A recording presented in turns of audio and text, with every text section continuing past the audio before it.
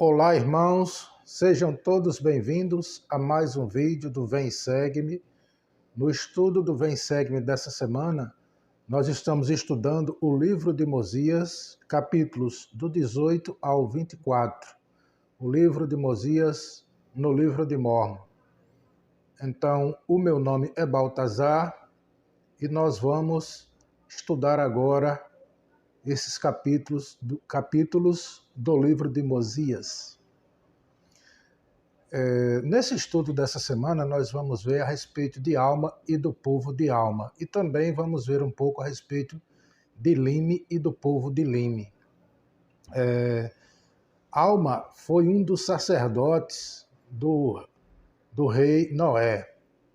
Alma, ao ouvir a pregação de Abinadi, Alma creu nas palavras de Abinadi e precisou fugir do rei Noé, porque o rei Noé condenou Abinadi à morte e Alma foi contra isso aí. E então o rei Noé ele se voltou também contra Alma e tentou prender Alma, só que Alma fugiu. E quando Alma foge, ele se estabelece numa região chamada Águas de Mormon, num bosque chamado Paragens de Mormon, onde tinha muitas águas, um lago com muitas águas. E muitas pessoas também que acreditaram nas palavras de Abinadi e depois de ouvir a pregação de Alma, elas acabaram fugindo também para se encontrar com Alma lá nas paragens de Mormon.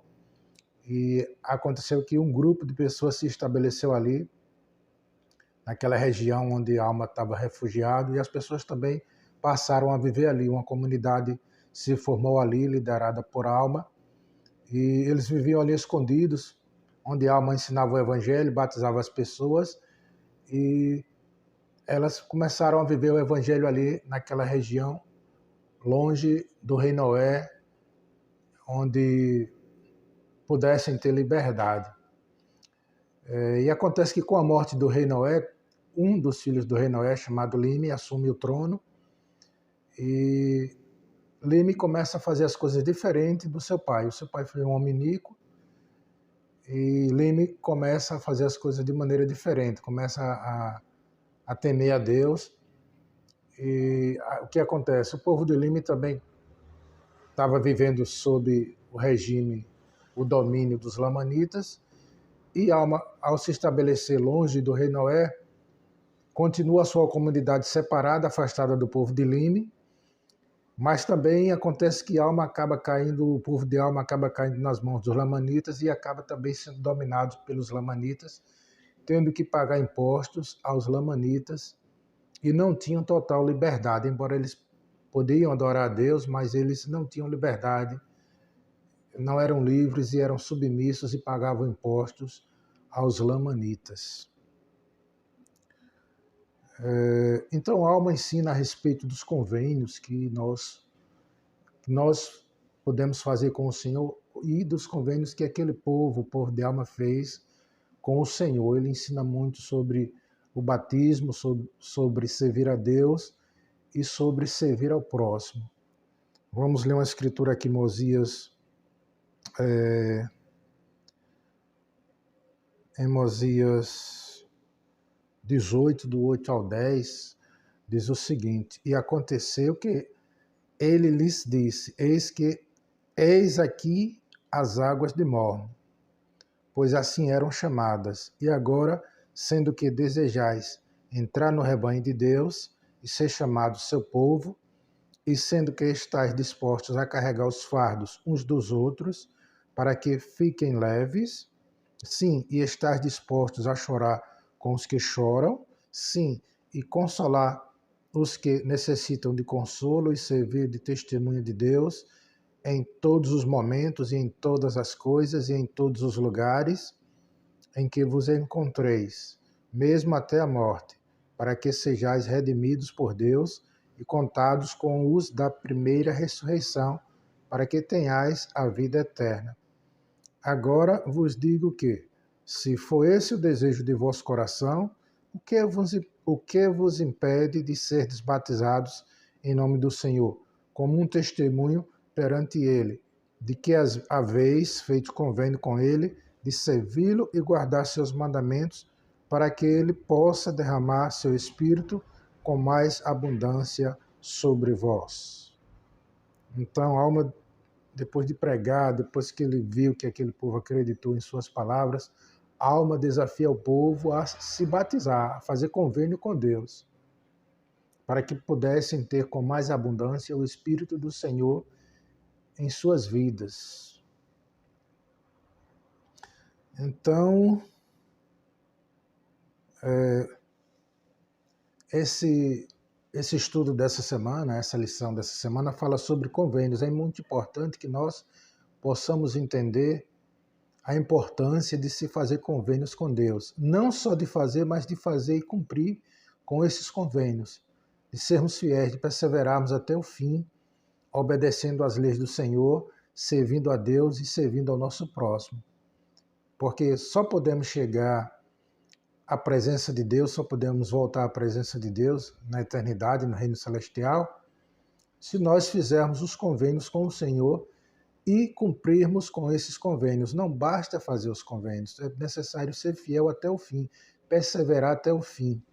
Então, qual é o primeiro convênio que nós fazemos no Evangelho? É o batismo. A gente ouve o Evangelho, tem fé, a gente se arrepende dos nossos pecados e a gente desce as águas do batismo fazendo um convênio com Deus, ou seja, Deus estabelece os termos do convênio e o homem aceita o convênio ou não. Nós não podemos alterar os termos do convênio.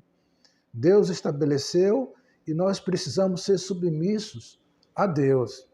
A gente é livre para escolher fazer convênio ou não. Mas uma vez que fizermos os convênios, precisamos ser fiéis. Precisamos perseverar até o fim. E aqueles que rejeitam fazer convênio com Deus, é melhor para eles, estão uma situação boa porque não tomaram sobre si tamanha responsabilidade? Não. Aqueles que rejeitam fazer convênios com Deus, eles estão dizendo, eu não quero ter parte com Deus, eu não quero ter parte com Cristo, eu não quero ir para o reino celestial. É uma escolha que as pessoas estão fazendo. Deus chama as pessoas ao arrependimento, Deus convida as pessoas a obedecer, a segui-lo, e aqueles que aceitam fazer convênio, eles entram pela porta que os levará de volta à presença de Deus. Mas aqueles que rejeitam, porque não querem ter responsabilidade, não querem assumir compromisso, não pensem vocês que eles estão numa situação boa não, porque não tomaram sobre si também a responsabilidade.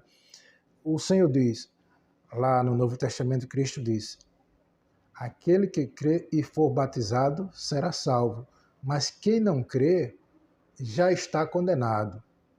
Então, não basta crer, tem que crer e ser batizado. Não basta ser batizado, tem que ser batizado e perseverar até o fim. E aqueles que rejeitam o batismo, eles estão simplesmente dizendo, eu não quero saber dessas coisas, eu não quero voltar à presença de Deus, eu não quero o reino celestial. Então, é isso que vai acontecer, é isso que acontece com as pessoas que rejeitam ao Senhor. Em outra passagem, o Senhor diz, quem recebe a mim, me recebe.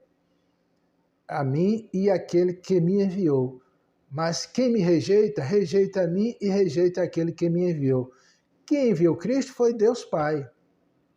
E da mesma forma, quando os missionários saem a pregar, ou quando um membro comum da igreja está pregando e as pessoas não dão ouvidos, as pessoas estão rejeitando o pregador, estão rejeitando os missionários, que são representantes do Senhor, ou o membro da igreja, que também é um representante do Senhor.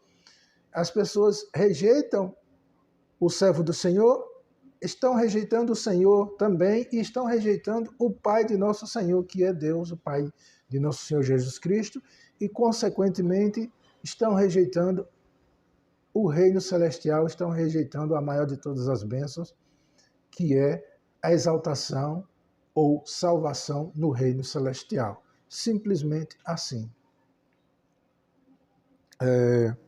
O próximo tópico diz o seguinte: quando sou batizado, faço um convênio com Deus. Pronto. Quando a gente é batizado, ou quando nós recebemos o batismo, nós estamos fazendo um convênio com Deus. Então, é necessário que a nossa vida se adeque, se ajuste de acordo com as leis de Deus, de acordo com o que manda o Evangelho, com o que o Senhor tem ensinado através das Escrituras e através de seus profetas. Então, quando nós aceitamos ser batizados na igreja, nós estamos dizendo que nós vamos nos submeter às leis do Evangelho, que nós vamos obedecer às leis do Evangelho. Então, o Evangelho tem o poder de nos mudar, de nos transformar. Antes de conhecer o Evangelho, muitos de nós provavelmente tínhamos costumes, hábitos que não eram condizentes com os costumes e os hábitos de um servo ou de uma serva do Senhor. Mas à medida que nós conhecemos o Evangelho, nós fomos ensinados, e as Escrituras continuam a nos ensinar, e os líderes da igreja continuam a nos ensinar a cada semana, de que modo é que deve viver um servo ou uma serva do Senhor. Então, se nós quisermos, nós podemos mudar, nós podemos ajustar nossas vidas de acordo com os padrões do Evangelho. Tem muita gente que acha que pode estar na igreja, pode estar no Evangelho, e que elas acham que o Evangelho vai se adequar ao seu modo de vida, mas não, está errado. O Evangelho não vai se adequar. Deus não vai mudar as suas leis. Os profetas do Senhor não vão mudar as leis de Deus que foram estabelecidas por Deus para agradar as pessoas que querem viver conforme os costumes do mundo. Mas nós precisamos sair do mundo e viver uma vida de retidão, uma vida de santidade. Ou seja, nós é que precisamos mudar. Nós é que precisamos adequar a nossa vida de acordo com os padrões do Evangelho. Então, quando sou batizado, faço um convênio com Deus. E esse convênio, nós prometemos que vamos obedecer ao Senhor. E, por outro lado, Deus promete que se formos obedientes, nós vamos ter a companhia do Espírito Santo nessa vida, vamos ter paz nessa vida, e ao partirmos desse mundo para o mundo espiritual, o Senhor nos promete salvação no reino celestial. Coroa de glória eterna na eternidade. No próximo tópico, nós vamos ver o seguinte: Deus ordena que seu povo seja coligado, organizado e unido. Então, muita gente acha que não é necessário uma igreja, não é necessário participar de uma congregação, de estar numa igreja toda semana. Tem muita gente que pensa assim, eu sou uma pessoa boa, isso já é suficiente. Mas Deus não quer que sejamos apenas uma pessoa que, assim, podemos dizer boa, mas a gente precisa ser bem melhor, não basta ser bom. Temos que ser mais que bons, sermos excelentes. Porque assim, se ainda que chamaram de Cristo de bom, ele disse que não era bom, que bom era o Pai que estava no céu. Imagine nós, que nos achando bom, e com certeza não somos, não o suficiente para nos qualificarmos para o reino celestial, sem as orientações, sem as instruções, sem as ordenanças do Evangelho. Existem coisas que precisamos fazer, as ordenanças salvadoras do Evangelho, como o batismo, as ordenanças do templo, nós precisamos recebê-las para poder nos qualificarmos para o reino celestial. Então, quando ele diz assim, Deus ordena que seu povo seja coligado, organizado e unido. Então, precisamos vivermos em comunidades, congregarmos na igreja, na capela da igreja, vivermos como irmãos, nos ajudando mutuamente, servindo uns aos outros. Como diz nas Escrituras aqui, para chorar com os que choram, para dividir as cargas uns dos outros, ajudando uns aos outros a carregar os seus fardos para que as cargas se tornem menos pesadas. Então é isso que Deus espera. Não tem como a pessoa se aperfeiçoar vivendo isolado, vivendo sozinho. Aqui, quando nós nos reunimos, lógico que cada um de nós tem defeitos, mas a gente tem que aprender a perdoar, a tolerar e a perdoar os defeitos uns dos outros. Ninguém é perfeito. E claro, a gente tem que buscar melhorar também, corrigir nossas falhas. Não devemos permanecer no erro, mas devemos a cada dia nos esforçar para corrigir nossas falhas e sermos pessoas melhores a cada dia.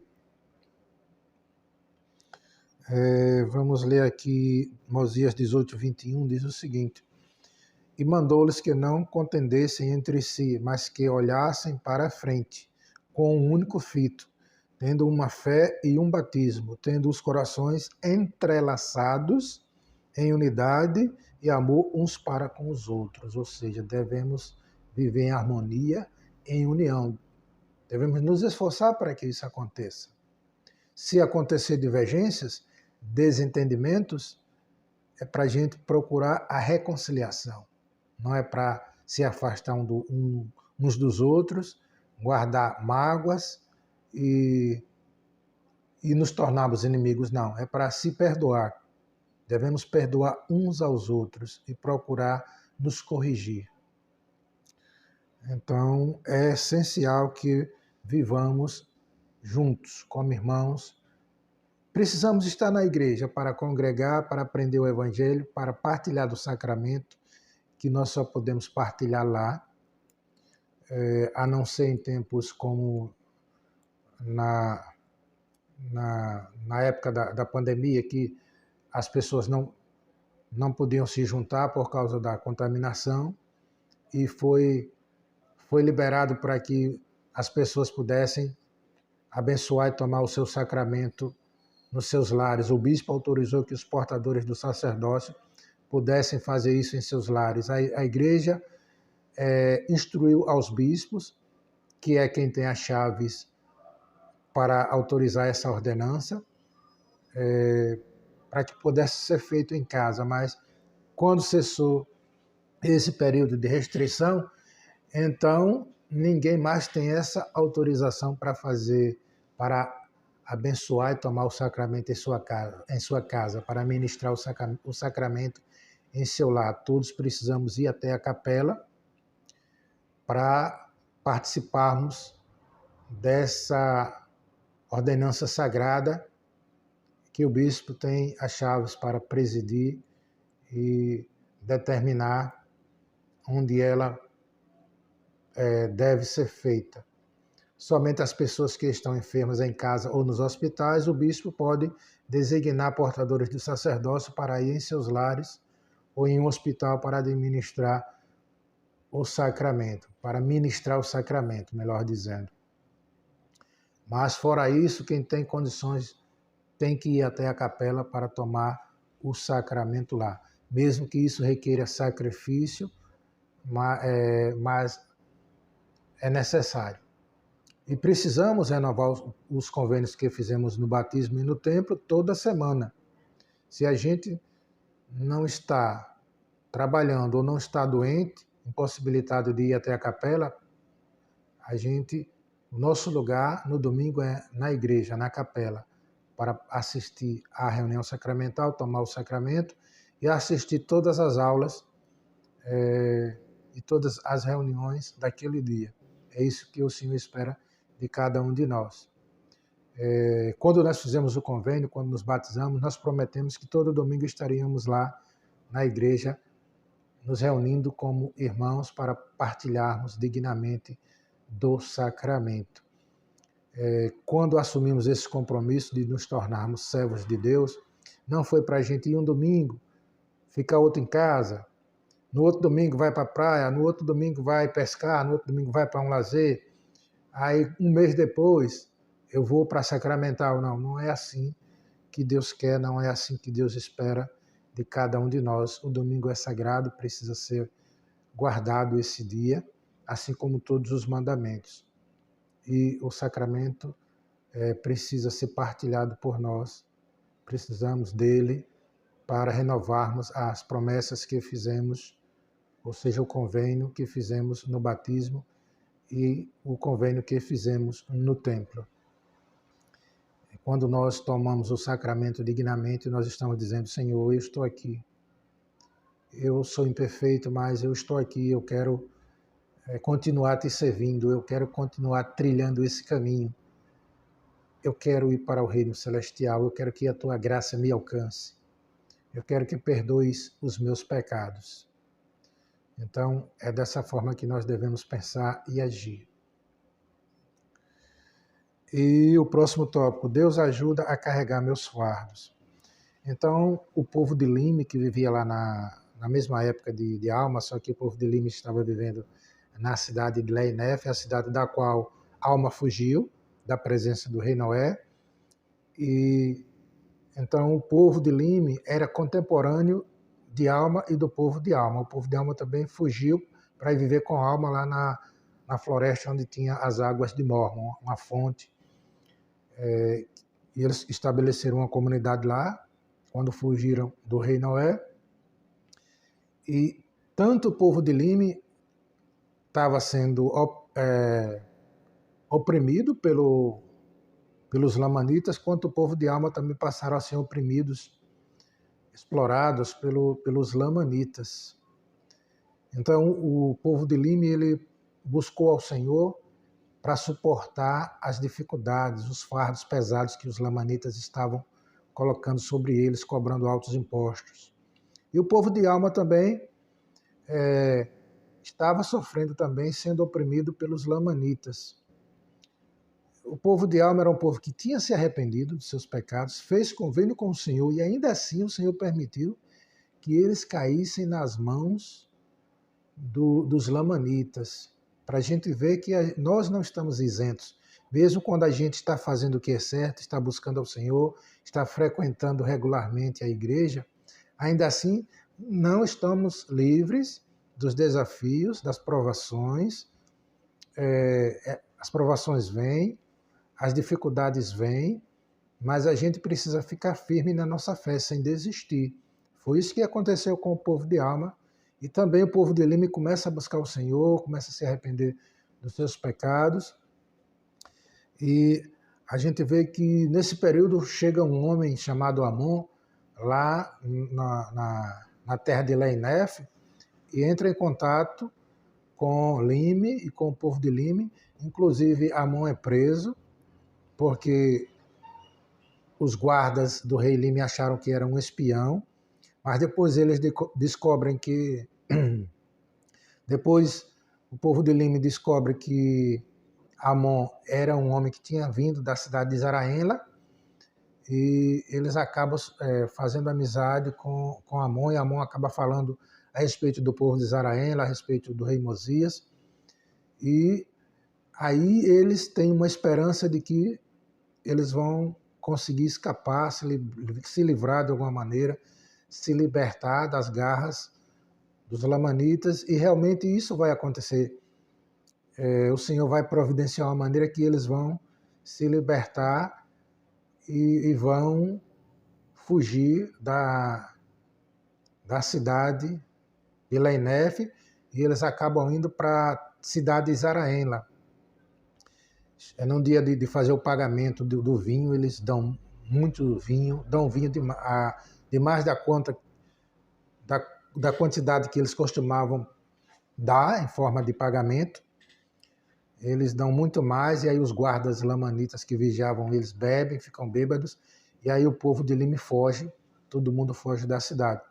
E com o povo de Alma, acontece que o Senhor faz com que os guardas durmam, cai um pesado sono sobre os guardas, e também o povo de Alma consegue fugir, eles vão para a cidade de Zaraenla, e no final eles passam a habitar na cidade de Zaraenla, sob o domínio do rei Mosias, que era um rei justo.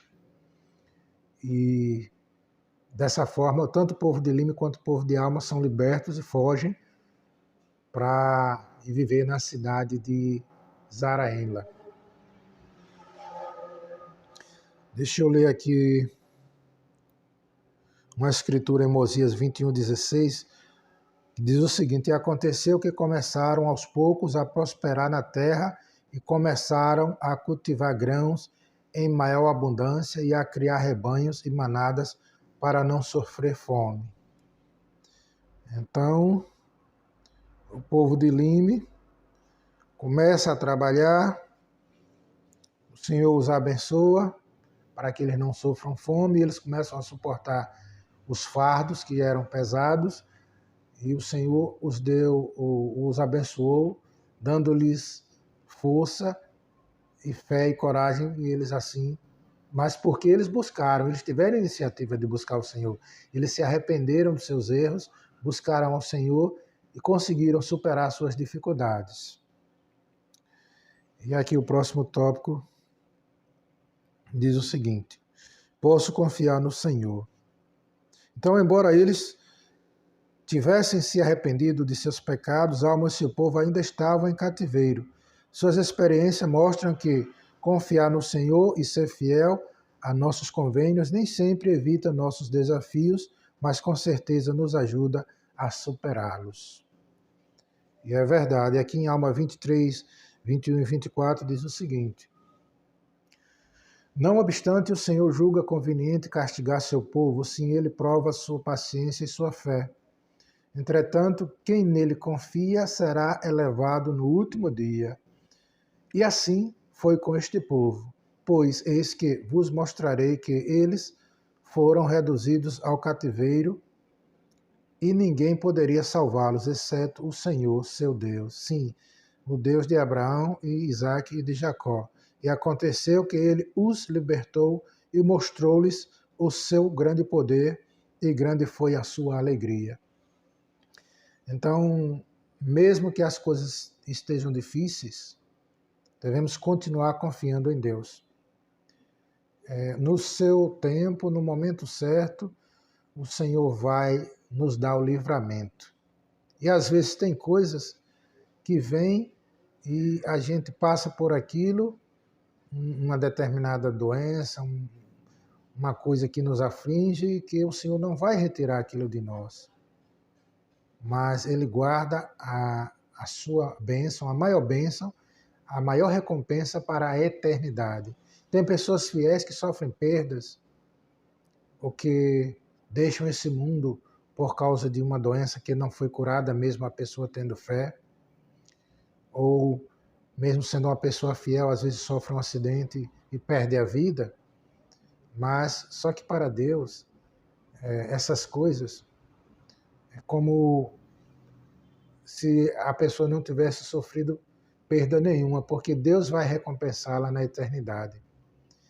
Porque a nossa vida aqui é como se fosse um sopro, é muito rápido, é muito, em comparação com a eternidade, a nossa vida aqui, mesmo que seja 60, 70, 80, 90 anos, diante de Deus é como se fosse assim, um estalar de dedos. É como se não fosse nada. O tempo é muito pequeno em relação à eternidade. Então, devemos ter os olhos fitos na glória de Deus, pensar celestial e ter a certeza que a recompensa maior de todas é na eternidade. E tem pessoas que são grandemente abençoadas ainda nessa vida, que prosperam financeiramente, que obtêm a cura de uma doença, que passa por uma dificuldade, por um desafio, supera aquilo ali e depois torna-se muito próspera e muito feliz, desfruta de muitos anos ou alguns anos de felicidade, depende de quanto tempo lhe resta ainda na Terra. Como foi com Jó? Jó passou muita dificuldade, perdeu tudo, perdeu a esposa, perdeu a saúde, perdeu os filhos. Depois Jó recuperou teve uma outra esposa. Depois Jó teve outros filhos. Depois ele recuperou toda a sua riqueza e recuperou a saúde, foi próspero, voltou a ser rico e com certeza na eternidade tornou-se herdeiro da glória celestial. Então, para cada um de nós o Senhor tem um propósito, para cada um de nós vai ser uma história diferente, pode ser um tipo de vida diferente. Uns passam por poucas dificuldades, poucos desafios, outros passam por muitas dificuldades, muitos desafios, mas o Senhor sabe o que é que Ele vai dar a cada um, como Ele vai dar, o que cada um de nós precisa para ser refinado, o que cada um de nós precisa passar para se qualificar para o reino celestial. Então, eu sei que Cristo vive, Ele nos ama, que nós precisamos manter a nossa fé, a nossa fidelidade, nunca perder a esperança. E Cristo vive, esse é o estudo do Vem Segue-me dessa semana, que deixamos em nome de Jesus Cristo. Amém. Um abraço a todos.